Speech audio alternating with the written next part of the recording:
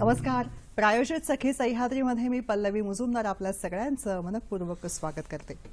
आज सरासरी आयुष्यमानानं किमान तरी 60 गाठलेली आहे आणि अर्थातच ही अतिशय आरोग्यदायी आनंददायी बाब आहे.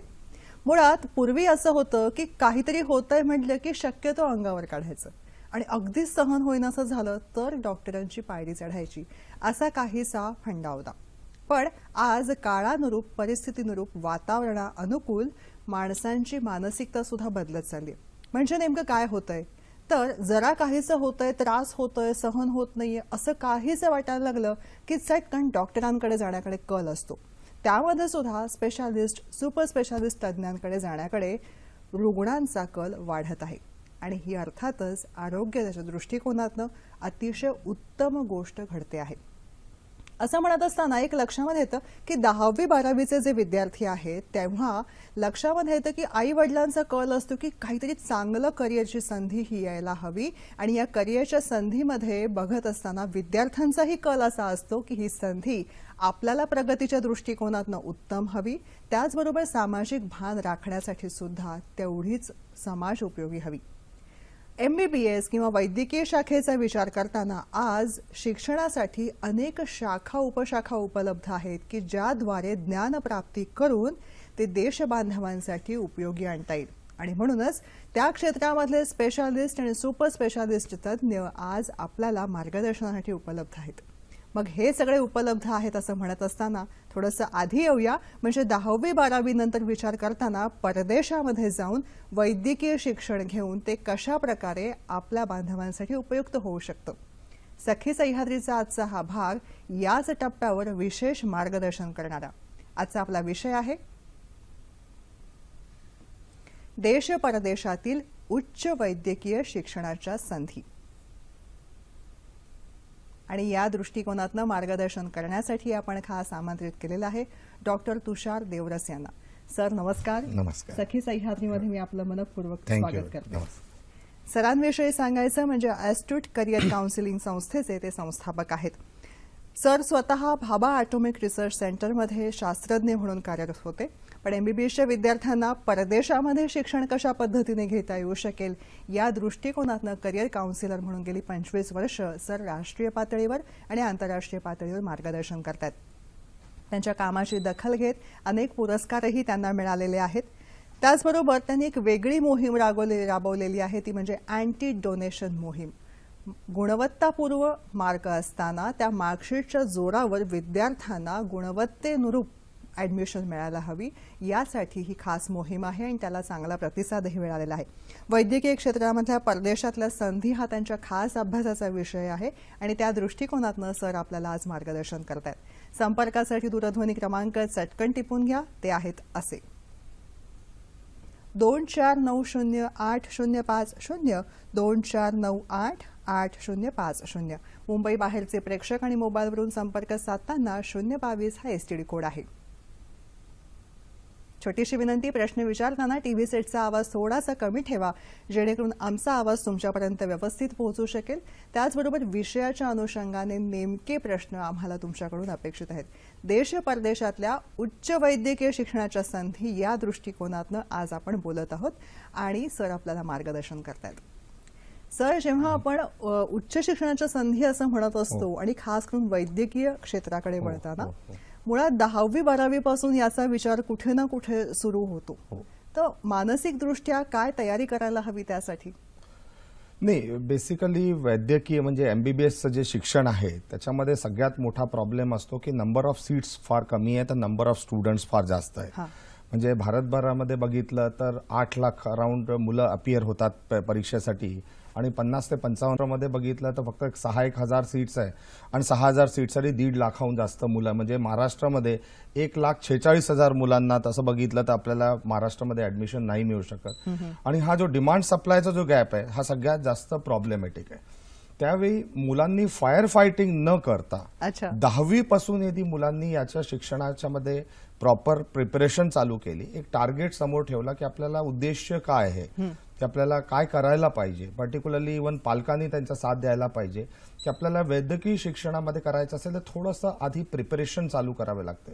पर्टिक्युलरली जे मुलं 11वीत आहेत त्या मुलांसाठी तर मी सगळ्यात जास्त म्हणेन का की 11वी ज्या मुलांनी अभ्यास चांगला केला त्याला वैद्यकीयमध्ये गॅरंटीड ऍडमिशन मिळते. अच्छा. ज्या मुलांनी 11वी निग्लेक्ट केला की 10वीत खूप अभ्यास केला, आता 11वी रेस्ट इयर, त्या मुलांना सगळ्यात जास्त प्रॉब्लेम येतो. कारण 12वीत गेल्यानंतर पालक पण मुलाच्या मागे लागतात की अभ्यास कर, मुलगा पण थोडा सिन्सिअर होऊन जातो.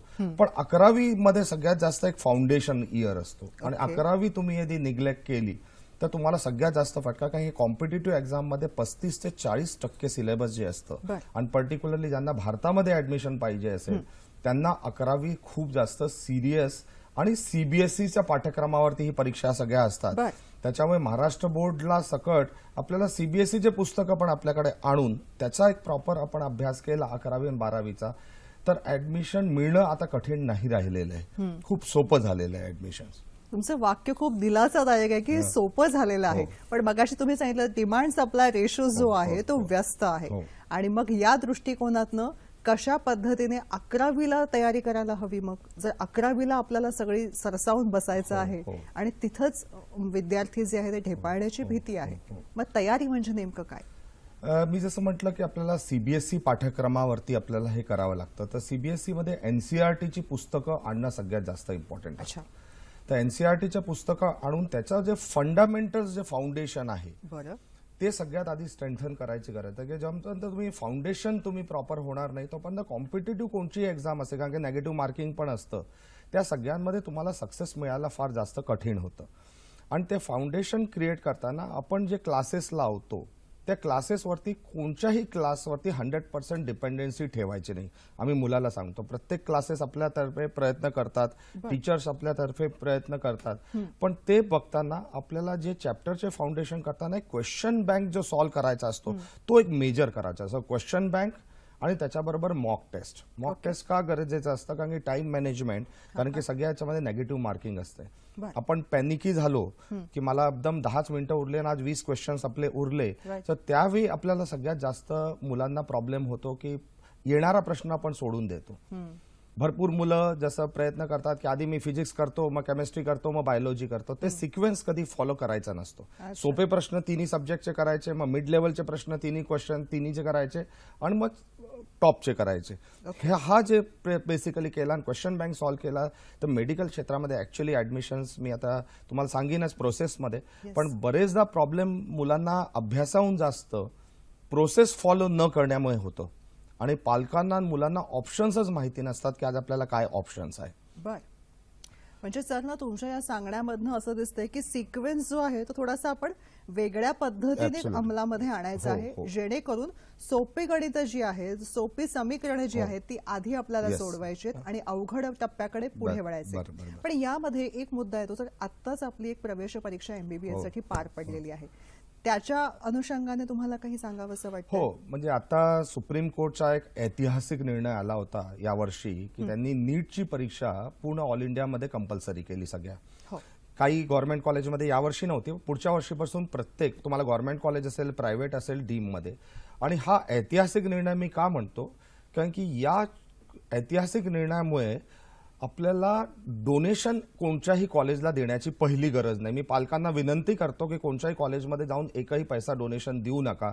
आता ऍडमिशन कठीण राहिलेली नाही, कमी मार्क असले तरी.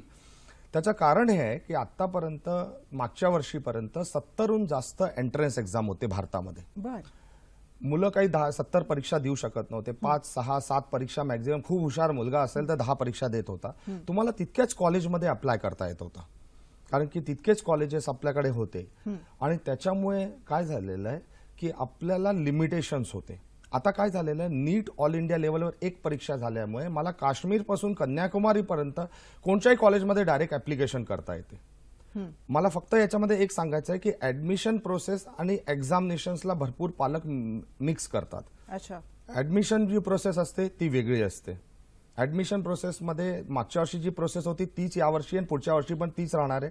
तुम्हाला इंडिव्हिज्युअल कॉलेजमध्ये अप्लाय करायचं आहे. नीटची जी परीक्षा आहे, नीटची परीक्षा जी आहे ती फक्त सिंगल परीक्षा होणार आहे. त्याच्यामुळे 4, 5, 6 पटींनी इनफॅक्ट द सीट्स वाढलेल्या आहेत भारतामध्ये.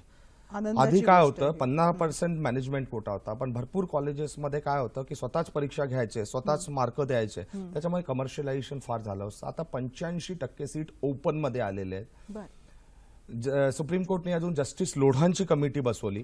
ती जस्टिस लोढांची कमिटी बसवल्यामुळे काय झालेलं आहे की आपल्याला 78 नवीन कॉलेजेस ओपन होतात आहेत. म्हणजे आज जे भरपूर कॉलेजेस रखडत होते ते कॉलेजेस आता ओपन होतील आणि त्याच्यामुळे मुलांना अजून फायदा होणार. आपण ऍप्लिकेशनच नाही केले कॉलेजमध्ये तर आपल्याला कोणीही ऍडमिशन देऊ शकत नाही. दुसरं एक इम्पॉर्टंट गोष्ट आहे की बॅकअप सिस्टम प्रिपेअर करणं गरजेचं असतं. एक कॉलेजला नाही मिळालं तर दुसरं, दुसऱ्याला नाही मिळालं तिसरं, तिसऱ्याला नाही मिळालं चौथं. कारण की नीटमध्ये किती मार्क मिळणार ते आपल्याला माहिती नाहीये. बरं. यावर्षी जो मुलगा क्वालिफाय झाला, क्वालिफाय म्हणजे 50% क्वालिफिकेशन होतं.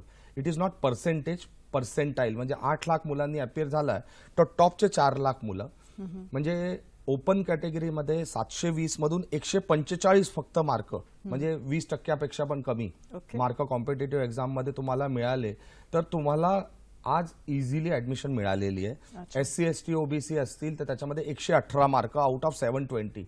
म्हणजे तुम्ही टार्गेट बघा, टार्गेट खूपच खालचं आहे. आणि या मुलांना आज गॅरंटीड महाराष्ट्रामध्ये आणि महाराष्ट्राच्या बाहेर सगळ्या स्टेट्समध्ये ऍडमिशन मिळालेली आहे. माझं पालकांना एकच म्हणणं आहे की तुम्ही फक्त महाराष्ट्र बघू नका, कारण की जसं मी म्हटलं 6000 सीट्स आहेत, 1.5 लाख मुलं आहेत, 1,46,000 की 1,44,000 मुलांना मिळणार नाहीये. मग त्या मुलांनी बँगलोरच्या टॉप कॉलेजमध्ये जावं, चेन्नईला जावं, ओडिसामध्ये जावं.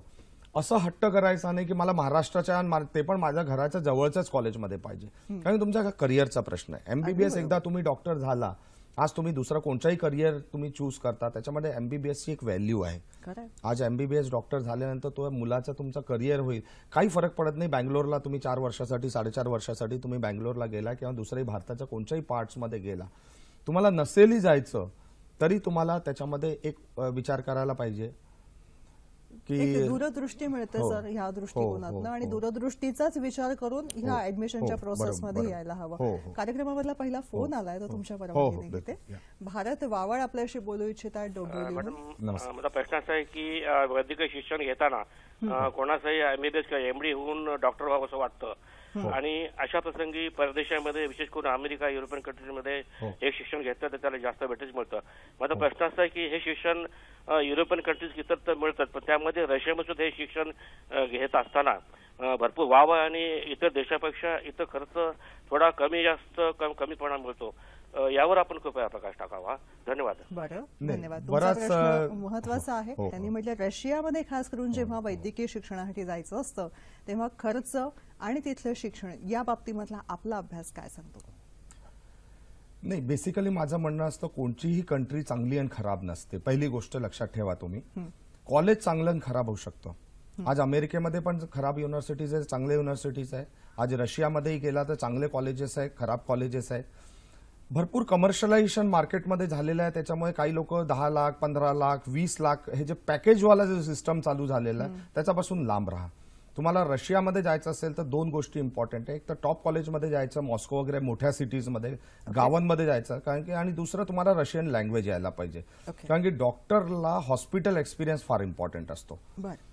प्लेन थ्योरी शिकून नाही होत. हॉस्पिटलमध्ये तुम्हाला जेव्हा व्हेरायटी ऑफ पेशंट बघता, आता रुरल चायनामध्ये किंवा रुरल रशियामध्ये गेला आणि तिथे येणारा पेशंट तुमच्याशी रशियन बोलतोय आणि तुम्हाला कम्युनिकेटच करता येत नाही त्या पेशंटच्या बरोबर, तो काय म्हणतोय, तर तुमचा जो क्लिनिकल पार्ट असतो ना तो सगळ्यात खराब होतो. आणि त्याच्यामुळे काय हे जे पॅकेजच्या कॉलेजमध्ये गेलेले जिथे 12 लाखामध्ये मी पूर्ण MBBSचं शिक्षण करून देतो राहण्या खाण्यासकट किंवा 20 लाखामध्ये, त्या कॉलेजेसमध्ये मुलं स्ट्रगल करतात. आता गव्हर्नमेंट ऑफ इंडियाने फिगर्स पब्लिश केले. 16,000 डॉक्टर्स आता तिकडून आले आहेत आणि 3 वर्ष झाले ते भारतामध्ये प्रॅक्टिस नाही करू शकत, कारण की MCI परीक्षा क्लिअर करत नाही, कारण की क्लिनिकल एक्सपिरियन्स जो डॉक्टरचा होता हॉस्पिटलचा तो एक्सपिरियन्सच त्यांना तो मिळाला नाही. आणि काही काही कॉलेजेस तर खूप खराब आहेत की ज्याच्यामध्ये रबरच्या पुतळ्यांमध्ये म्हणजे पूर्ण MBBS होऊन जातं, एक सिंपल इंजेक्शन लावत नाही. रशिया काही खराब कंट्री नाही, खूप चांगली कंट्री आहे, आपले चांगले पार्टनर पण आहे. फीस 8 ते 9 लाख रुपये वार्षिक असते तिथे. यदि तुम्हाला परवडत असेल, तुम्ही चांगली फीस आणि तुमची रशियन लँग्वेज शिकायची तयारी असेल, नक्की जा रशियामध्ये. पण तुम्ही कॉलेज खराब कॉलेजमध्ये कधीही जायचं नाही. मग अमेरिका असेल चाहे भारतामध्ये असेल, कारण की सुपर स्पेशलायझेशन मध्ये पण तुम्ही अडकता. एमबीबीएस एमडी वरती आपण बोलणारच आहे, परदेशावरती मी दुसरे पण पर्याय सांगणार आहे. तर माझं हेच म्हणणं आहे की चांगल्या कॉलेजमध्ये गेलं तर रशियाला नाही, पण 12, 15, 20 लाख पॅकेजमध्ये जाऊ नका. बरोबर आहे सर. इथे जाऊ नका किंवा तिथे जाऊ नका असं तुम्ही जे फार महत्वाचं सांगत आहात, कारण या टप्प्यावरती मनामध्ये विद्यार्थ्यांच्या खूप संभ्रम असतो आणि त्याहून जास्त गोंधळ पालकांच्या मनामध्ये असतो. थोडंसं देशाकडे वळूया की देशामध्ये ऍडमिशनसाठी काय करावं, आणि सगळ्यात मोठा प्रश्नचिन्ह असतो तो म्हणजे डोनेशनचा. जसं आमचा हा अँटी डोनेशनचा जो मोहीम आहे त्याच्यामध्ये पहिली गोष्ट आम्ही का सांगतो की आपल्याला पर्यायच माहिती नाहीये. जसं मी म्हटलं की बँगलोरमध्ये आता मला माहितीच नाही की बँगलोरमध्ये 5 कॉलेजेस कोणचे आहेत, त्यांचे नावं पण मला माहिती नाही. अप्लाय करणं तर खूप लांबची गोष्ट झाली. चेन्नईमध्ये मला कॉलेजचे नावच माहिती असतं. मला आपल्या घराच्या जवळचे जे 4-5 कॉलेजेस असतात त्याच्यामध्ये नावं माहिती असतात. त्याच्यामुळे पहिली गोष्ट जे की मेडिकल काउन्सिल ऑफ इंडियाच्या वेबसाईटमध्ये किंवा आम्हाला कॉन्टॅक्ट केलं तर आम्ही तुम्हाला पूर्ण कॉलेजची लिस्ट देतो की आपल्या भारतामध्ये हे सगळे कॉलेज आहे. दुसरा टप्पा असतो ऍप्लिकेशन फॉर्म भरण्याचा. आता नोव्हेंबरपासून ऍप्लिकेशन फॉर्म भरणार आहे. लोकांना वाटतं की नीटची परीक्षा होणार, मग नीटच्या परीक्षांना नीटचा रिझल्ट लागणार आणि त्याच्यानंतर ऍप्लिकेशन फॉर्म भरणार. 40% फॉर्म संपून जातात. Even arm force medical college, गव्हर्नमेंटचे कॉलेज, टॉप मोस्ट कॉलेज आहे पुण्यामध्ये, आर्मीचं कॉलेज आहे, त्याच्या नीटच्या कितीतरी आधी ऍप्लिकेशन फॉर्मची प्रोसेस संपून जाते. आणि नंतर मग डोळे उघडे होतात, अरे मी आता अप्लायच नाही केलं. मी महाराष्ट्रामध्ये 4 कॉलेजमध्ये केलं, पण मी बाकी कॉलेजमध्ये खूप सुंदर मार्क होते, एकदम टॉपचे मार्क होते. मुलांनी अभ्यास पण खूप केला, नीटची परीक्षा क्रॅक केली, पण जस्ट बिकॉज मी अप्लायच नाही करू शकला. कमीत कमी 100 ते 120 कॉलेजमध्ये तुम्हाला अप्लाय करणं बंधनकारक आहे. अच्छा. तुम्ही नाही केलं कारण की आज गॅरंटी नाही आहे. परीक्षा पहिल्यांदा होते, मागच्या वर्षीचा आपल्याकडे डाटा नाही आहे की कुठे काय होणार. आणि महाराष्ट्रासारख्या स्टेट्समध्ये एक प्रोग्रेसिव्ह स्टेट आहे महाराष्ट्र. आज बिहारचा मुलगा पण महाराष्ट्रात येतो, युपीचा मुलगा येतो. एखाद वेळी महाराष्ट्राचा मुलगा कदाचित बिहारला नाही जाणार. मुलगा आणि मुलगी पर्टिक्युलर मुली असेल तर बिहारला पाठवतच नाही महाराष्ट्राचे मुलं, पण तिकडे पूर्ण इंडियामधून महाराष्ट्रामध्ये येतात मुलं. आज तुम्ही डीम्ड युनिव्हर्सिटीमध्ये 90% जास्त मुलं कॉलेजेसमध्ये महाराष्ट्राच्या बाहेरचे आहेत. मग त्या सिच्युएशनमध्ये कॉम्पिटिशन आपली खूप जास्त ओढली जाते महाराष्ट्रामध्ये, पण त्याच्यावरती डिपेंडन्सी ठेवायची नाही. मला बॅकअप सिस्टम, जसं मी मग म्हटलं की बॅकअप सिस्टम तर तुम्ही अप्लाय करून द्या. तुम्हाला नसेल जायचं केरळमध्ये तरी तुम्ही अप्लाय, पण एखाद वेळी महाराष्ट्रात नाही मिळाले किंवा नीटमध्ये कमी मार्क मिळाले, कॉम्पिटेटिव्ह एक्झाम आहे, आपण सांगू शकत नाही, नेगेटिव्ह मार्किंग आहे, भरपूर गोष्टी होतात, तर त्यावेळी आपल्याला ऑप्शनच राहत नाही. मग रखडत असतात, मग कुठेतरी जाऊन डोनेशन देतात आणि पैसे करतात, कारण की त्यावेळी त्यांच्याकडे ऑप्शनच नाही की मी फॉर्मच नाही भरला. आणि लिटरली बघत असतात की माझ्या 100 मार्क कमी मार्काचा मुलगा जातो, मेडिकल कॉलेजमध्ये ऍडमिशन झाली, माझे मार्क त्या मुलापेक्षा 100 जास्त आहे, पण मी फक्त अप्लाय नाही केलं म्हणून मी राहून गेलो. कारण की सेंट्रलाइज प्रोसेस नाही आहे. प्लीज अंडरस्टँड करा, देर इज नो सेंट्रलाइज. पूर्ण इंडियामध्ये कुठेही, पर्टिक्युलरली जे गावामध्ये बसलेले मुलं आहे त्यांनी लक्षात ठेवा, कुठेही सेंट्रलाइज नाही आहे प्रोसेस. तुम्हाला काहीही मदत पाहिजे असेल तर आम्ही पूर्ण मदत, त्यांचे नावासकट, कॉलेजच्या सकट, कुठे मध्य प्रदेशमध्ये काय आहे अपॉर्च्युनिटी, पण फॉर्म प्लीज भरा. म्हणजे सर एक महत्वाचा मुद्दा इथे आला, तो म्हणजे की फक्त महाराष्ट्रामध्ये किंवा राज्यामध्ये अडकून न राहता संपूर्ण देशभरामध्ये ऍडमिशनसाठी प्रयत्न करायला हवेत. आणि या बरोबरीने अजून एक मुद्दा येतो सर, की जेव्हा गावातला विद्यार्थी जो आहे तो तालुका पातळीवर किंवा तालुक्यातला विद्यार्थी जो शहर पातळीवर जाऊ इच्छितो, पण त्याचबरोबर शहरातला विद्यार्थी किंवा विद्यार्थिनी ही परदेशामध्ये जायचं असेल तर कदाचित मनामध्ये थोडी चलबिचल असते किंवा पालकांच्या मनामध्ये चलबिचल असते. मग आता हे एक मोठं प्रगतीचं द्वार खुलं होण्यासाठी मानसिक द्वार कसं उघडावं? नाही, हा फार इम्पॉर्टंट. आणि माझं म्हणणं तर नेहमीच असतं की पालकच रिस्पॉन्सिबल आहे या सगळ्या गोष्टीमध्ये करण्यासाठी. कारण काय असतं की आपल्याला आपलं करिअर सगळ्यात जास्त इम्पॉर्टंट असतं. 4.5 वर्ष कुठे गेलं, एक चांगल्या कॉलेजमध्ये जायचं, जसं मी मग म्हटलं त्याच्यामध्ये. मग मुलगी आहे म्हणून मी इथे पाठवणार नाही किंवा मुलगा आहे मग मी इथे पाठवणार नाही, ते विचार काढून द्यायचे. आज मेडिकलमध्ये तुम्ही कोणत्याही कॉलेजमध्ये, आज बिहारमध्ये गेला 50% जास्त मुली आहेत आता. तर आपल्याला जशी प्रत्येक पालकाला आपल्या मुलीची काळजी असते, तसे इव्हन बिहारच्या पालकांनाही त्यांच्या मुलीची काळजी असते. आपण असं म्हणू शकत नाही फक्त महाराष्ट्राच्या मुलांना मुलींची काळजी असते. तर त्यावेळी आपल्याला हा जो आहे हॉरिझॉन ओपन करायचा असतो. मी तुम्हाला इतकंही सांगतो, परदेशामध्ये सिक्युरिटी आपल्यापेक्षा फार जास्त असते. म्हणजे अमेरिकेमध्ये तर मी तुम्हाला सांगतो 911 एक इमर्जन्सी नंबर असतो. तुम्ही एक मिस कॉल दिला, 3 ते 4 मिनिटांमध्ये पोलीस असते त्या जागेमध्ये. सॅटेलाइटमधून ट्रॅक करून येतात सगळे. याच्यामध्ये प्रोसेसेस आपल्याला नेहमी काळजी घ्यायची असते. त्याच्यामुळे मी नेहमी म्हणतो मोठ्या सिटीजमध्ये जा, एकदम गावामध्ये कुठेही जाऊ नका.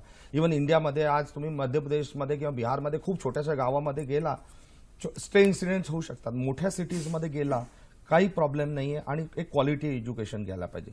सो पालकांनी आता ओपन अप व्हायला पाहिजे की जस्ट मला एमबीबीएसला ऍडमिशन मिळतंय आणि मी आज होमिओपॅथी घेतोय.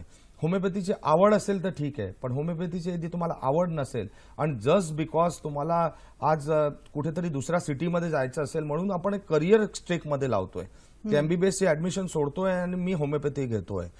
प्रॅक्टिस चालणं इतकं कठीण आहे झालेलं आहे आज होमिओपॅथिक आहे. दुसऱ्या प्रायव्हेट प्रॅक्टिसेसमध्ये ब्रांच चांगली नाहीये, खराब नाहीये. आज बीएमएस मध्ये आयुर्वेदिक चांगली ब्रांच आहे, खूप लोकांनी चांगलं केलंय, पण केमिस्ट्री स्ट्रॉंग पाहिजे तुम्हाला त्याच्यामध्ये. आज मला केमिस्ट्री बिलकुलच आवडत नाही आणि मी ती ब्रांच घेतली. प्रत्येक मुलगा प्रत्येक ब्रांच नाही करू शकत, हे अंडरस्टँड करायला पाहिजे पालकांनी. आणि एक एमबीबीएसची जी व्हॅल्यू आहे त्याला आपण मॅच नाही करू शकत. तर त्याच्यामुळे भारताच्या बाहेर पण पालकांनी जाण्याची तयारी पाहिजे. सिक्युअर ऑप्शन्स आम्ही तुम्हाला सजेस्ट करू शकतो की भैया इथे परफेक्ट सिक्युरिटी आहे आपल्याकडे. कॉलेजेस एक्स्ट्रा एफर्ट्स घेतात आहेत, इव्हन इंडियामध्ये घेतात आहेत एक्स्ट्रा एफर्ट्स, पर्टिक्युलरली मुलींसाठी. कारण की कोणत्याही कॉलेजमध्ये एक पण इन्सिडेंट झाला कॉलेजचं नाव खराब होतं. बरोबर आहे, हा महत्त्वाचा त्याच्यामुळे मुद्दा काय होतं, कॉलेज आता एक्स्ट्रा केअर घेतात आहेत सगळ्या कॉलेजेसमध्ये की कोणत्याही परिस्थितीमध्ये आपल्या कॅम्पसमध्ये कोणत्याही सगळ्यांना एक सिक्युअर एन्व्हायरमेंट द्यायला पाहिजे. तर तुमच्या बोलण्यात एक महत्त्वाचा मुद्दा आला की जसं आपलं मूल ही आपली जबाबदारी असते तशी त्या शैक्षणिक संस्थेची आणि त्या देशाची पण जबाबदारी आहे की आपला विद्यार्थी सुरक्षित राहणं. आणि त्या दृष्टिकोनातनं ती संस्था आणि तो देश सुद्धा प्रयत्नशील असतो आणि यावर आपण विश्वास ठेवायला हवा. पुढचा फोन आहे तो पटकन घेते. आपल्याशी बोलतायत मंगेश मुळे सोलापूरहून. नमस्कार. हा नमस्कार मॅडम. बोला. हा माझ्या भावासाठी जॉर्जियाला ऍडमिशन घ्यायचं आहे एमबीबीएस ला. ठीक आहे. तर तेथील शिक्षण पद्धती कशी आहे मॅडम, त्याबद्दल सरांना प्रश्न विचारायचा. नक्कीच. मी म्हटलं होतं ते म्हणजे जॉर्जिया मधल्या शिक्षणाच्या संधीविषयी. मग याआधी मी थोडंसं एक असं करू का की भारतामधल्या शिक्षणाच्या संधी, वैद्यकीय शिक्षणातल्या आणि परदेशामधल्या संधी याविषयी जाणून घेऊन पुढच्या मुद्द्याकडे वळलं तर चालेल? हो चालेल. बेसिकली हा प्रश्न प्रत्येक पालक विचारतात की आपल्या भारतामध्ये शिक्षण आणि परदेशामध्ये शिक्षणमध्ये बेसिकली फरक काय आहे, का मी परदेशात जावं जेव्हा आपल्याला भारतामध्ये मला ऍडमिशन मिळते. आपल्याला सगळ्यात इम्पॉर्टंट असतो रिसर्च. मेडिकल फील्ड जी आहे ती रिसर्च ओरिएंटेड फील्ड आहे. आज 20 वर्षाआधी जो डॉक्टर झाला त्याला वाटलंही नसेल की कधी आपण एक हार्ट काढून दुसरा हार्ट रिप्लेस करू. हार्ट रिप्लेसमेंट आता चालू झालेलं आहे, 5 वर्षामध्ये कॉमन होऊन जाईल. हा सगळा रिसर्च अमेरिका, जर्मनी सारख्या कंट्रीजमध्ये होतो. तिथे 10 15 किंवा 20,000 कोटीपर्यंत रिसर्चसाठी युनिव्हर्सिटीमध्ये फंडिंग येते. आणि जेव्हा तो डॉक्टर्स जो लोक कॅन्सरवरती रिसर्च करतोय तो डॉक्टर येऊन तुम्हाला शिकवतो, तर जे नॉलेज मिळतं कॅन्सरचं ते पुढच्या 10 वर्षापुढे काय कॅन्सरमध्ये होणार आहे किंवा हार्टमध्ये काय होणार आहे. शिक्षकाचं महत्व आपल्या आयुष्यात सगळ्यात जास्त असतं. आणि त्याच्यामुळे जे शिक्षक वर्ग आहे तो त्याची जी क्वालिटी आहे ती कम्पेअर नाही करू शकत, कारण की रिसर्च होतं. भारतामध्ये आपण सगळे हुशार लोक आहेत, खूप चांगला ब्रिलियंट आपले लोक आहेत, पण आपल्याकडे कोणत्याही कॉलेजमध्ये आज 500 कोटी पण रिसर्चसाठी येत नाही अनफॉर्च्युनेटली. आणि विदाऊट पैसा रिसर्च होऊ शकत नाही. आपलेच लोक अमेरिकेमध्ये जातात, जर्मनीमध्ये जातात आणि कुठे एक उच्चांक गाठतात, पण आपल्याकडे आपल्याला फक्त पैशामुळे. त्याच्यामुळे मी मुलांना म्हणतो की एक इंटरनॅशनल एज्युकेशन, जी क्वालिटी एज्युकेशन आहे, जे तुम्हाला नॉलेज मिळेल तो एक लाईफ लॉंग मिळेल. आता एका प्रेक्षकांनी जे आता जॉर्जियावरती विचारलं, याचं पार्शियल मी उत्तर दिलं. तर जॉर्जिया बेसिकली सोव्हिएत युनियनचा पार्ट होता. शेवटपर्यंत जो सोव्हिएत युनियनमध्ये जॉर्जियन त्यांची लँग्वेज होती. मी पूर्ण रशियन सिस्टमच आहे, तो युरोपमध्ये नंतर जॉईन झाला. आधी जेव्हा सोव्हिएत युनियन डिसइंटिग्रेट झालं त्याच्यामुळे जे रशियासाठी ऍप्लिकेबल आहे ते जॉर्जियासाठी ऍप्लिकेबल आहे. तुम्ही टॉप कॉलेजमध्ये जॉर्जियाला गेला काही प्रॉब्लेम नाही होणार, पण तुम्ही यदि खराब कॉलेजमध्ये आणि जॉर्जियन लँग्वेज शिकणं फार जास्त गरजेचं आहे. काय होतं, इंग्लिश आपल्याला जमतं, आपण पहिलीपासून इंग्लिश शिकतोय. तर मी नेहमी ॲडव्होकेट करतो की तुम्ही इंग्लिश स्पीकिंग कंट्रीमध्ये जावं यदि भारताच्या बाहेर जातोय, कारण की आपल्याला कंट्रोल असतं, आपण कम्युनिकेट प्रॉपर करू शकतो. एक रशियन किंवा चायनीज हे लँग्वेज कठीण लँग्वेजेस आहेत. कंट्री खराब नाही, कॉलेज खराब नाही, पण त्या लँग्वेजवरती आपला ग्रास्प नसते आणि इतक्या छोट्या. आणि 2 महिन्यामध्ये तुम्ही म्हणाल की मी रशियन शिकून घेईन. आपण वर्ष पहिलीपासून इंग्लिश शिकतोय, भरपूर लोकांना प्रॉपर पत्र लिहिता येत नाही. तर त्याच्यामुळे आपण एक इंग्लिश स्पीकिंगमध्ये जा, हे माझं नेहमी म्हणणं असतं कोणत्याही कंट्रीमध्ये. थोडा वस्तुस्थितीचा विचार व्हायला हवा. हो, एक प्रॅक्टिस. आणि मी म्हटलं ना, हॉस्पिटल एक्सपिरियन्स सगळ्यात इम्पॉर्टंट असतो डॉक्टरसाठी. आणि विदाऊट हॉस्पिटल, आज गव्हर्नमेंट कॉलेजमध्ये महाराष्ट्रामध्ये मुलं का जातात? बीजे मेडिकल हॉस्पिटल भरलेले असतात पेशंटमध्ये. तुम्हाला जो व्हेरायटी ऑफ द पेशंट्स मिळतात, तुम्हाला जे एक्सपोजर मिळतं हॉस्पिटलमध्ये, ते कम्पॅरिझनच नाही. बरोबर आहे सर. मग जेव्हा इंग्रजी भाषा बोलली जाते अशा पद्धतीच्या देशामध्ये म्हणजे प्राधान्यक्रम जो येतो तो अमेरिकेला. बरोबर. पण तिथे सुद्धा ऍक्सेंट किंवा या सगळ्या गोष्टींनी थोडा फरक पडतो. पण ते सुद्धा मेंटली प्रिपेअर्ड व्हायला पाहिजे विद्यार्थ्यांनी. नाही, हा प्रश्न फार इम्पॉर्टंट आहे. म्हणजे पर्टिक्युलरली जे गावाचे मुलं ते घाबरतात इंग्लिशला पण. म्हणजे दुसरी लँग्वेज तर जाऊ द्या, आज इंग्लिशलाही भरपूर घाबरतात की मला बोलता येणार की नाही, मी बाहेर का जाऊ, मला तर इंग्लिशचे 4 वाक्य बरोबर बोलता येत नाही. मी तुम्हाला इतकं सांगतो, मोस्ट ऑफ द कंट्रीजमध्ये इतके प्रचंड इंडियन आहे. म्हणजे आमच्याकडून पण जे जाणारे बॅचेसचे बॅचेस भारतीय मुलांचे चाललेले, सगळे बरोबर राहतात. तुम्ही शिकून जाता. काही कठीण लँग्वेज नाही, तुटकं फुटकं तुम्हाला बोलता यायला पाहिजे, कम्युनिकेट करता यायला पाहिजे आपल्याला. इंग्लिशमध्ये तर आपण बाकीच्या गोष्टी करतोय. इव्हन भारतामध्ये तुम्हाला एमबीबीएस शिक्षण सगळं इंग्लिश मीडियममध्येच आहे. तुम्हाला शिकवणार इंग्लिश मीडियममध्ये. काहीही 15 दिवसाच्या आतमध्ये आपण ग्रास्प करतोय सगळ्या. पर्टिक्युलर गावाच्या मुलींनी तर बिलकुल घाबरूच नका, काहीही प्रॉब्लेम नाही. आणि सगळे इंडियन मुलांचे बॅचेस आहे. अमेरिका नंबर 1 आहे डेफिनेटली. अमेरिकन शिक्षण सगळ्यात रिसर्च ओरिएंटेड शिक्षण आहे. त्याच्यामुळे अमेरिकेचं खूप जास्त एक इम्पॉर्टन्स आहे आमच्याकडे. तर आम्ही 80% मुलं अमेरिकेलाच जातात. अमेरिकेला सगळ्यात मोठा प्रॉब्लेम असतो फंडिंगचा. म्हणजे मुलांचं शिक्षण, कारण की अमेरिका थोडी महागडी कंट्री आहे. त्याच्यामुळे जो आपण सुरुवातीला म्हटलं की 10वी पासून प्रिपरेशन करणं ते फार जास्त इम्पॉर्टंट असतं. यदि तुम्ही 10वी पासून प्रॉपर प्रिपेअर केलं, मी तुम्हाला सांगतो 5 लाखाच्या आतमध्ये तुम्ही अमेरिकेमध्ये पूर्ण एमबीबीएसचं शिक्षण करू शकता. आणि त्याच्यासाठी इम्पॉर्टंट असतं 3 परीक्षा. एक एसएटी नावाची परीक्षा असते, एक सब्जेक्ट एसएटी नावाची परीक्षा असते, आणि तिसरं ऍडव्हान्स प्लेसमेंट म्हणून एपी असते. एसएटी मध्ये बेसिकली तुम्हाला फक्त 6वी 7वीचं मॅथमॅटिक्स, 6वी 7वी आणि थोडं इंग्लिश असतं. इट्स अ बेसलाईन, त्याच्यावरती ऍडमिशन असतात. सब्जेक्ट एसएटी तर अजून सोपी आहे. 9वीचं फिजिक्स, केमिस्ट्री, बायोलॉजी. म्हणजे भरपूर मुलांना आज बेसिकली 100% मार्कही मिळतात सब्जेक्ट एसएटी नावाच्या परीक्षेमध्ये. कारण की 9वीचा सिलेबस आहे. आज 12वीचा मुलगा 9वी किंवा 11वीचा मुलगा 9वीचा आरामात करू शकतो. पण आपण घाबरतो, ती परीक्षा देत नाही बरेच मुलं. ती परीक्षा दिली तर 60% तुम्हाला फंडिंग, म्हणजे तुमची फी अर्ध्याहून कमी होऊन जाते सब्जेक्ट एसएटी केली. आणि तिसरी असते ऍडव्हान्स प्लेसमेंट. त्या परीक्षेमध्ये तर पूर्ण फिजिक्स घेत नाही, पूर्ण केमिस्ट्री घेत नाही. फिजिक्समध्ये मॅग्नेटिझम, इलेक्ट्रिसिटी मी 2 चॅप्टर घेतो, त्याच्यामध्ये डिफिकल्टी वाढवतो. यदि तुम्ही ती क्रॅक करू शकले तर तुम्हाला 100% फंडिंग, म्हणजे राहण्या खाण्याचा खर्चा सकट तुम्हाला अमेरिकेमध्ये करू शकतात. आणि मी तुम्हाला सांगतो, भरपूर मुलं, मी इव्हन गावामध्ये पण जातो, भरपूर मुलं सगळे हुशार असतात. पण भीती असते की मी परीक्षांमध्ये काय करणार. आणि मी सांगतो, गावातले मुलं या परीक्षेमध्ये जे मुलं देतात आहेत, फार जास्त सक्सेस रेशो आहे त्यांचा. पण आज 12वी नंतर मुलगा आला तर मग फायर फायटिंग होते. कारण की परीक्षा 11वी आणि 12वीच्या मध्ये द्यायच्या असतात हे सगळ्या परीक्षा. तर 11वीचा आपण अभ्यास केल्यानंतर मे जून मध्ये केला, मग 12वी टच नाही करायचं. आता ज्या मुलांनी ऑलरेडी 12वी झालेली आहे ते पण मुलं आता जानेवारीच्या बॅचमध्ये जाऊ शकतात. पुढच्या वेळी नोव्हेंबरच्या मध्ये एसएटीची परीक्षा फक्त द्यायची. फक्त फंडिंगवरती मग प्रेशर येतो त्याच्यामध्ये. सो पुढच्या जुलै ऑगस्टमध्ये घेतलं तर ते पण फंडिंगमध्ये. आणि ही जसं म्हटलं रिसर्च ओरिएंटेड आहे.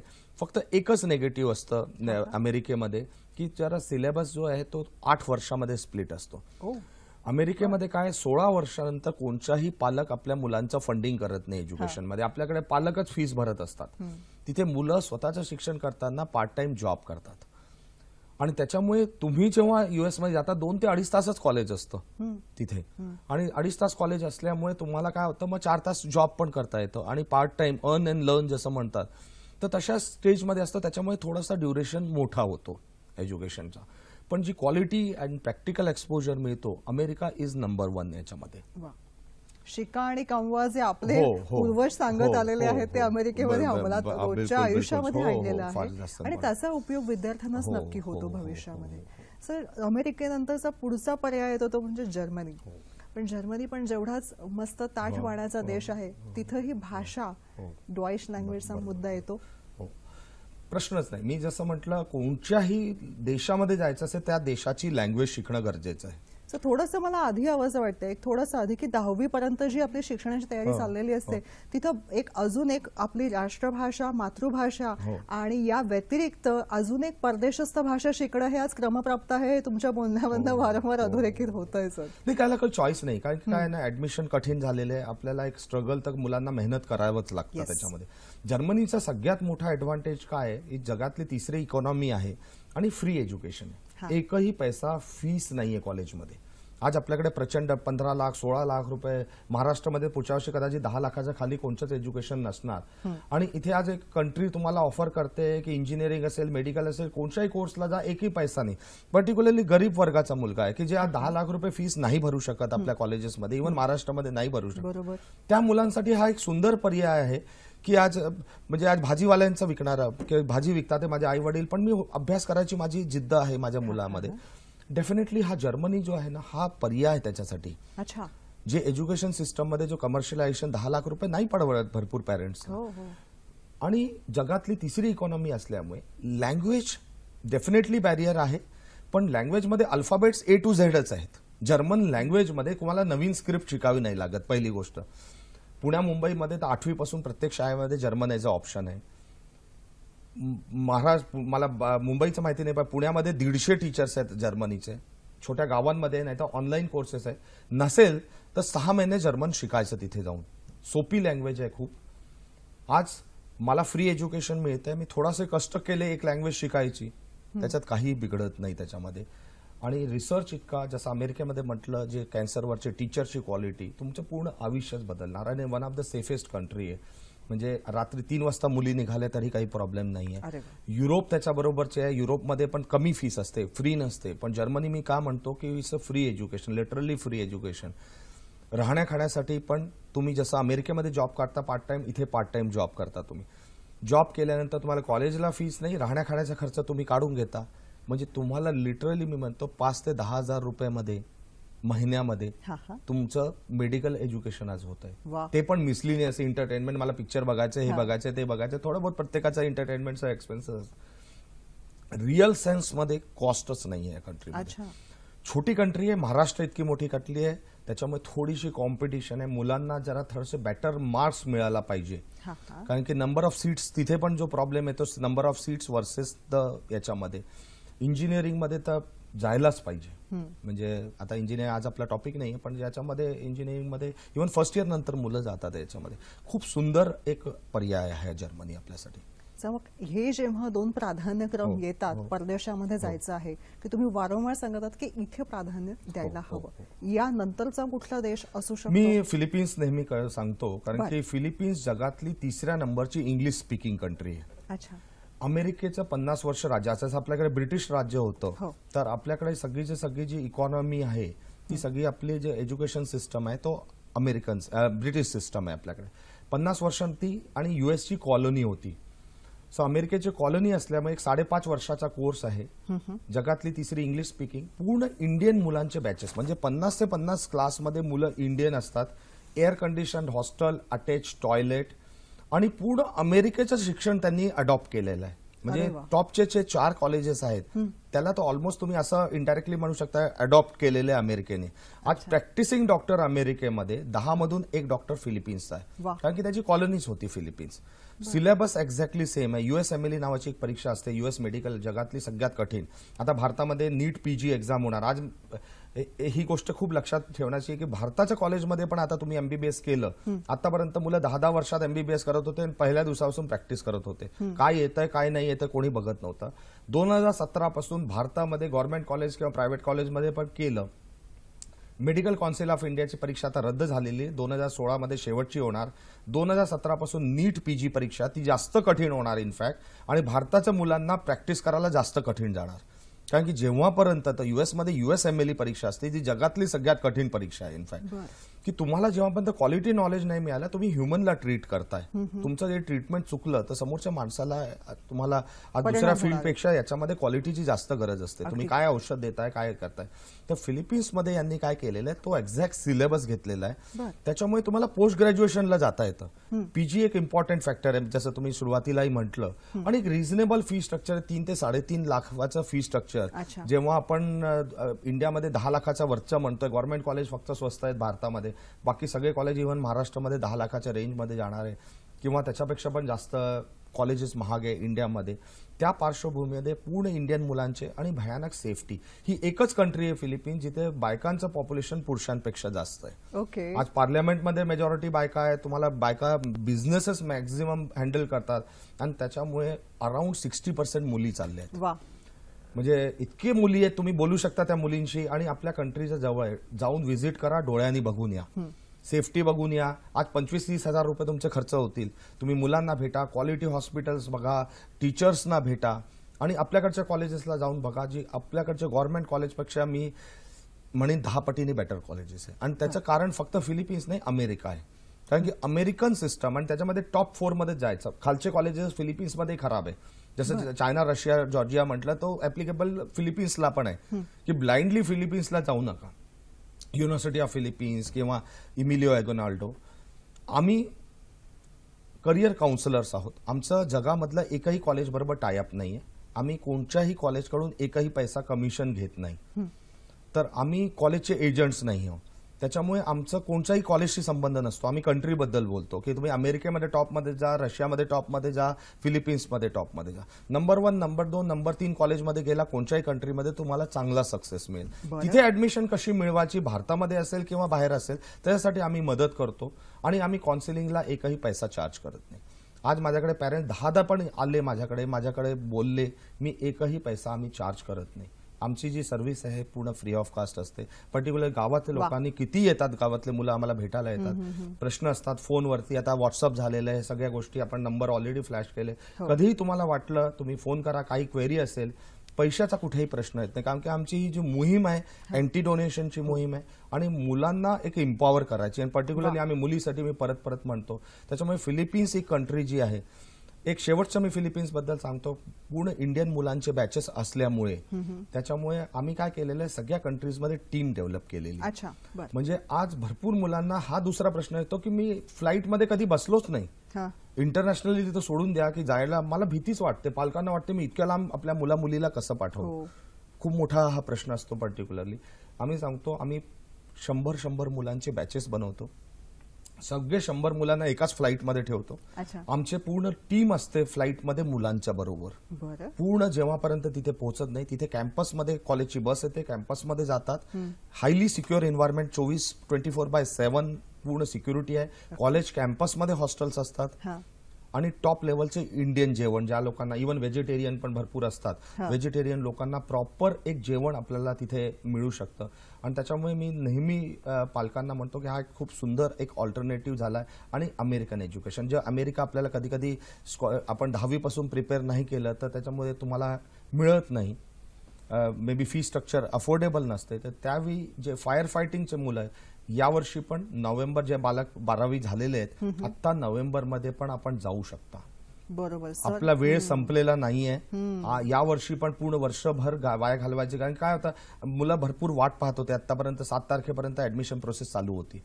आता काय, आता बीएससीचे पण ऍडमिशन संपलेले आहेत. आज सगळे कोर्सेस संपलेले, कॉलेज चालू होऊन, कारण की आपल्याकडे जून जुलै ऑगस्ट मध्ये कॉलेज चालू होतात मोस्ट ऑफ. आपण ऑक्टोबर मध्ये, मिड ऑफ द ऑक्टोबर मध्ये बसलेलो आहे. तर आता कुठे बीएससीला पण कदाचित ऍडमिशन चांगल्या कॉलेजमध्ये, खालच्या कॉलेजमध्ये मिळेल, पण बीएससीलाही ऍडमिशन मिळणार नाही आता मुलांनी. तर पूर्ण वर्ष वाया घालवण्याच्या जागी पुढच्या जून जुलैमध्ये ऍडमिशन घेण्याच्या जागी आता तुम्ही याच्यामध्ये फिलिपिन्सला जाऊ शकता, अमेरिकेला जाऊ शकता, युरोपमध्ये जाऊ शकता. सगळ्या कंट्रीज आता ओपन आहे इंटरनॅशनली. फी स्ट्रक्चर मी जसं म्हटलं, फिलिपिन्समध्ये 3 ते 3.5 लाख रुपये वर्षाचं एक रिझनेबल आहे. बँक लोन इझिली झालेलं आहे, कारण की इव्हन प्राईम मिनिस्टरनी अनाऊन्स केलं 1000 कोटीचं आता फंड्स आलेले आहेत. बँक्स खूप प्रोग्रेसिव्ह झालेले आहेत. भरपूर चॅरिटेबल ट्रस्ट आलेले आहेत इव्हन एज्युकेशनला फंड करण्यासाठी. कॉर्पोरेट सोशल रिस्पॉन्सिबिलिटीवरती खूप फंड्स आलेले आहेत. सगळे आम्ही सजेस्ट करतो, तुम्हाला कुठूनही पैशाचा प्रॉब्लेम असेल, पैशामुळे शिक्षण राहिलं नाही पाहिजे. आम्ही त्याला पर्याय तुम्हाला शोधून देऊ, तुम्ही भेटा आम्हाला, की माझ्याकडे पैसे नाहीये पण मला एमबीबीएसचं शिक्षण करायचं, आम्ही पूर्ण मदत करतो. आमचे खूप चॅरिटेबल ट्रस्ट पण आमच्या बरोबर जुळलेले आहेत, जे मुलांना फंडिंग करायला तैयार आहेत आज. बरोबर, महत्वाचे मुद्दे, खूप महत्वाचे. भारतीय मानसिकता अडते कुठे तर लांब पाठवायचं आहे, प्रवास आहे, अन्न कसं असेल, व्हेज नॉन व्हेज, या सगळ्या गोष्टीला पर्याय उपलब्ध आहेत, पण शिक्षणामध्ये आडकाठी नको, हा तुमचा मुद्दा कायम आहे. पुढचा फोन आहे तो पटकन घेते. उषा यांचा फोन आहे आपल्याला. नमस्कार. हॅलो, आवाज येत नाहीये उषा ताई तुमचा. नीट पीजी साठी माझा मुलगा अपियर होतोय 10 डिसेंबरला. तर ते एमडी म्हणजे क्लिनिकल ब्रांच त्याला शक्यतो हवी आहे. तर ती नाही मिळाली तर डीएनबी हा ऑप्शन कसा असतो म्हणजे भारतामध्ये करायला, त्याला परदेशात नाही जायचंय. तर मग डीएनबी एमडी नाही मिळालं तर डीएनबी इज ओके का नाही ओके असं म्हणजे. कारण की डीएनबी मे मध्ये द्यायचे त्याला आणि एमडी म्हणजे नीट पीजी त्याला 10 डिसेंबरची तारीख मिळाली. तर मला त्याच्याबद्दल गाईड करा, देशासाठी, परदेशात नको. प्रश्न आला होता त्या अनुषंगाने सरांशी बोलूया की काय करता येऊ शकते, पर्याय काय आहेत देशातला. चांगला होता. पॅरलली एक तुम्ही व्हिडिओ बघू शकता एक फिलिपिन्सचा. सी, पोस्ट ग्रॅज्युएशन खूप इम्पॉर्टंट असतं. प्लेन एमबीबीएसला काही व्हॅल्यू नाही आहे आणि त्याच्यामुळे इव्हन परदेशामध्ये पण आता अमेरिकेसारख्या कंट्रीजमध्ये स्टायपंड असतो, फीस नसते. म्हणजे पूर्णचे पूर्ण $5,000 ऍक्च्युअली पर मंथ स्टायपंड देतात आणि त्याच्यामुळे काय आहे की आपल्याला एक क्वालिटी एज्युकेशन मिळतो. भारतामध्ये पीजी साठी आता काही प्रॉब्लेम राहिला नाही. जो मी एमबीबीएसला म्हटलं तेच एमडी साठी निगडित आहे. तुम्ही यदि कॉलेजमध्ये ऑल इंडिया लेवलवरती अप्लाय केलं तर एमडी मध्ये ऍडमिशन हमखास मिळू शकतं. प्रॉब्लेम फक्त इतका येऊ शकतो की तुम्हाला स्पेसिफिकली क्लिनिकल ब्रांच, त्यांनी म्हटलं प्रश्नामध्ये, क्लिनिकल ब्रांचमध्ये डिग्री आणि डिप्लोमामध्ये फरक असतोच. एमडीची व्हॅल्यू फार जास्त आहे. डीएनबी खराब म्हणणार नाही मी, पण आज इंजिनिअरिंगची डिग्री घेतली आणि इंजिनिअरिंगचा डिप्लोमा घेतला, दोन्हीमध्ये फरक असतो. तसाच फरक आज मेडिकल क्षेत्रामध्ये आपण पोस्ट ग्रॅज्युएशन, आणि जेव्हा मला एमडी मध्ये ऍडमिशन सहज मिळते तर मी डीएनबीला का जाऊ, नसेल मिळत तर मी डीएनबीला जातो. नाहीतर परदेशाला नक्की जा तुम्ही, कारण की एक इम्पॉर्टंट असतं याच्यामध्ये की क्वालिटी एज्युकेशन आणि फंडिंग नाही लागत. इंडियामध्ये आज 50 ते 60-70 लाख रुपये कमीत कमी तुम्हाला एमडीला खर्च करावा लागणार. तिथे तुम्हाला पैसाच लागत नाही आणि वरतून तुम्हाला 3.5 लाख रुपये महिना ते लोक देतात आहेत अमेरिका. म्हणजे दुसऱ्या महिन्यामध्ये कार विकत घेतात मुलं. आणि क्वालिटी बद्दल मी ऑलरेडी बोललेलो आहे. जितके इंटरनॅशनल युनिव्हर्सिटीजमध्ये तुम्ही जाल तुम्हाला पीजी ऍडमिशनची गॅरंटी असते. अच्छा, that is very much important. आज फिलिपिन्सला गेला, पीजीची आम्ही जातानाच गॅरंटी देतो की तुला पीजीला ऍडमिशन झालेली आहे तुझी. त्याच्यामध्ये ही गॅरंटी आपण इंडियामध्ये देऊ शकत नाही. बरेचदा मिळतं. आज तुम्ही विचार करा, जे एमबीबीएसला जातोय 5.5 वर्षानंतर कमीत कमी 1 कोटी लागणार भारतामध्ये. कमीत कमी 1 कोटी पीजीसाठी लागणार. किती पालक आजच्या 5.5 वर्षानंतर 1 कोटी करू शकतील? 2 मुलं मुली असतात, एका मुलाला पूर्ण सेव्हिंग टाकू शकत नाही आपण, मग दुसऱ्या मुलाचं एज्युकेशन कसं करणार? खूप मोठा त्याच्यामुळे इंटरनॅशनल आता पर्याय राहिलेला नाही, ही नेसेसिटी झालेली आहे. मी पालकांना सांगतो, कारण की प्रत्येक माणूस 1 कोटी भरू शकत नाही. आज भरपूर कॉलेजेस आहे, 25 लाख रुपये वार्षिक फी आहे पोस्ट ग्रॅज्युएशनची. मी एमबीबीएसची फी कमी आहे, पोस्ट ग्रॅज्युएशनची फी फार जास्त आहे. हे सगळे तर मी जेव्हा आता म्हणजे या पालकांची कॅपॅसिटी असेल पे करायची, पण गावातल्या मुलांना तुम्ही बघितलं आणि तुम्ही म्हणाल की 1 कोटी रुपये तुम्ही द्या, खूप कमी पालक आहेत जे अफोर्ड करू शकतील. त्या पालकांनी करिअरसाठी इंटरनॅशनल पर्याय निवडायलाच पाहिजे. आज 3 ते 3.5 लाख रुपये विथ बँक लोन एक अफोर्डेबल होतं. मुलांनीच पे करायची फी. पालकांनी जास्तीत जास्त 1 लाख रुपये, त्याच्याहून जास्त कोणत्याही पालकांनी आपल्या मुलावरती खर्च करायची गरज नाही. हा पण महत्वाचा मुद्दा आहे. बिलकुल, असतील पैसे तरी तुम्ही करू नका. डोनेशन तर देऊच नका. तितके पैसे आपल्या मुला मुलीच्या नावाने फिक्स डिपॉझिट करून द्या, त्यांना आयुष्यात कामाला येतील. बरोबर. तर आता ही सिच्युएशन राहिलेली नाही. अमेरिकेमध्ये जसं 16 वर्षानंतर होतं, भारतामध्ये पण ती परिस्थिती आलेली आहे. गव्हर्नमेंट त्याच्यामध्ये प्रचंड काम करते. बरोबर. त्याच्यामुळे आपल्याला या गोष्टीमध्ये सगळ्या पालकांनी पर्याय शोधून आम्हाला कॉन्टॅक्ट करा. काहीही कन्फ्युजन असेल तर आम्हाला कॉन्टॅक्ट करा. आणि आम्ही जसं मी म्हटलं, एकही आम्ही पैसा तुम्हाला कुठेही आम्ही चार्ज करत नाही तुम्हाला. आमचं पूर्ण काउन्सिलिंग जे असतं त्याच्यामध्ये. बरोबर आहे. या दृष्टिकोनातून विचार करताना एक महत्वाचा मुद्दा येतो की अर्थसहाय्य पण आहे, डोनेशनच्या विरुद्ध सुद्धा सरांची मोहीम आहे आणि शिक्षणामध्ये सुद्धा दर्जा हा अव्वल असला पाहिजे. मग या सगळ्या तिन्ही पर्यायांद्वारे विद्यार्थ्यासमोर एक अतिशय सोनेरी भविष्य काळ आहे असं म्हणता येईल, नाही का? मी एकच सेंटेन्स मध्ये म्हणतो की क्वालिटी एज्युकेशन फंडामेंटल राईट आहे. आज 50% किंवा 55% मला 12वीत मिळाले याचा अर्थ हे नाही की मी खराब कॉलेजमध्ये जावं. आज कमी क्वालिटी मी मुलांना तेच म्हणतो की पर्सेंटेजच्या ऍडमिशनशी संबंध नसतो. आज हुशार मुलांना ऍडमिशन नाही मिळालेले आहेत आणि कमी मार्काचा मुलांना मिळालेले, सो डिप्रेस होऊ नका. कमी मार्क प्रत्येक मुलाला काही 90% मिळू शकत नाही, पण आज 55%ला मुलाला पण मी डॉक्टर करून कमी खर्चामध्ये करून आणू शकतो. ती आपली स्ट्रेंथ आहे. मस्त. या सगळ्यामधनं आपल्यापाशी एक मुद्दा पोहोचलेला आहे की ज्ञानासारखी पवित्र गोष्ट नाही जी भगवद्गीतेनं सुद्धा आपल्याला सांगितलं आहे. कारण वैद्यकीय क्षेत्रामध्ये वळताना हे एक नोबल प्रोफेशन आहे, पण त्याला आज ग्लोबल लोकेशन लाभलेलं आहे. मग या दृष्टिकोनातनं शिक्षण, उच्च दर्जा या सगळ्याचा विचार करताना सामाजिक भावनाची जपणूक करणारं हे अतिशय उत्तम शिक्षणाचं द्वार आहे. ती संधी खुली होते, ती कशी नेमकी याविषयी आज आपण जाणून घेतलं. सर, तुम्ही आलात आणि अतिशय सोप्या भाषेमध्ये ह्या गोष्टी खूप सोप्या आहेत हे उलगडून सांगितलं. खरंच बरं वाटलं. मनःपूर्वक धन्यवाद. नमस्कार.